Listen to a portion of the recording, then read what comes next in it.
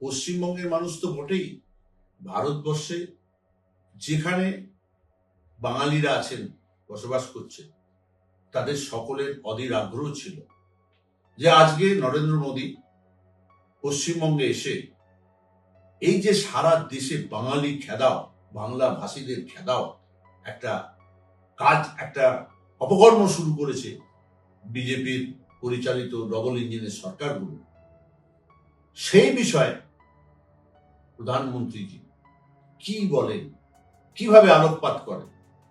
আমরা দেখলাম যে বাংলা ভাষীদের উপরে অত্যাচার নিয়ে তিনি মোটেই চিন্তিত নন। বাঙালিকে সন্তুষ্ট করার জন্য তিনি দমদমের মাঠে প্রায় 45 মিনিট বক্তৃতা দিয়েছেন। শুরু করেছেন দুর্গাপুজো, কালী পুজোর কথা বলে, ইদানিং বলছেন দুর্গাপুজো, কালী পুজোর কথা বলছেন। বুঝতে পারছি ভোট আসছে, বাঙালি মন জয় করতে হবে। কেন্দ্রীয় সরকার তার প্রাণ ভোমরা যে বিজেপি, সেই বিজেপির প্রতিষ্ঠাতা শ্যামাপ্রসাদ মুখার্জির নাম নিয়েছে। আচ্ছা, বলতে পারেন যে বাংলা থেকে তো কয়েকজন মন্ত্রী নরেন্দ্র মোদীর মন্ত্রিসভায় ঠাঁই পেয়েছে।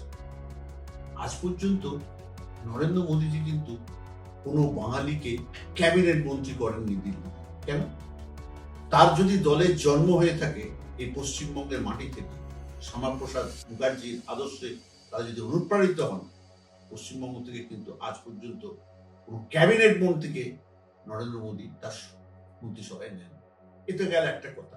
আর একটা কথা হচ্ছে, তিনি যেভাবে অনুপ্রবেশকারীদের তাড়াবো বলে তৃণমূল কংগ্রেসের সরকারকে চ্যালেঞ্জ করে গেলেন, মমতা ব্যানার্জিকে চ্যালেঞ্জ করে গেলেন, তার মধ্যে লুকিয়ে আছে ওই বাঙালি খেদাও যে আন্দোলন চলছে সারা বিজেপি শাসিত রাজ্যগুলোতে, তাকে উৎসাহ দিয়ে গেল।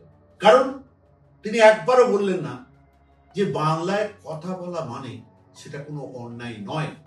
তার দলের মুখপাত্র অমিত মালব্য তো বলেছিলেন বাংলা কোনো ভাষা নয়। তাকে মেরামতি করার জন্য তিনি বলছেন বাংলাকে ধ্রুপদী ভাষার স্বীকৃতি আমরা দিয়েছে।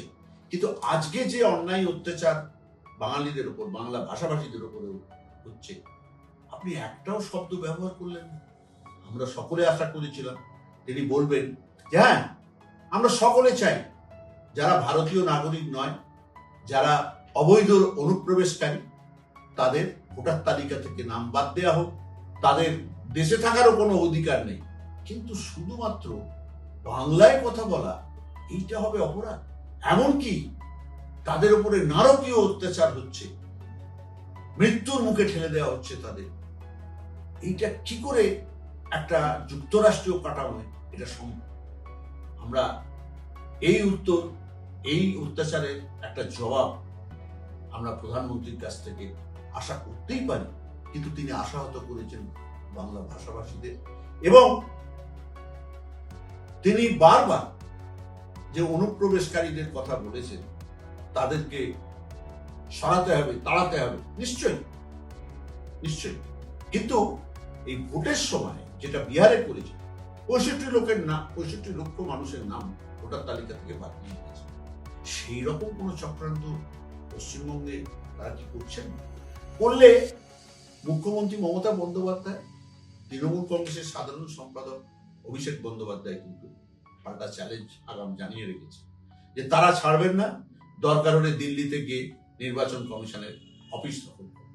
কারণ যেভাবে নির্বাচন কমিশনকে কাঠপুতলি হিসেবে ব্যবহার করা হচ্ছে, এবং এই অনুপ্রবেশকারীদের নামে শুধুমাত্র বাংলায় যারা কথা বলে তাদের অত্যাচার করা হচ্ছে বিভিন্ন রাজ্যে, সেইটার প্রতিবাদ এবং প্রতিরোধ হবে।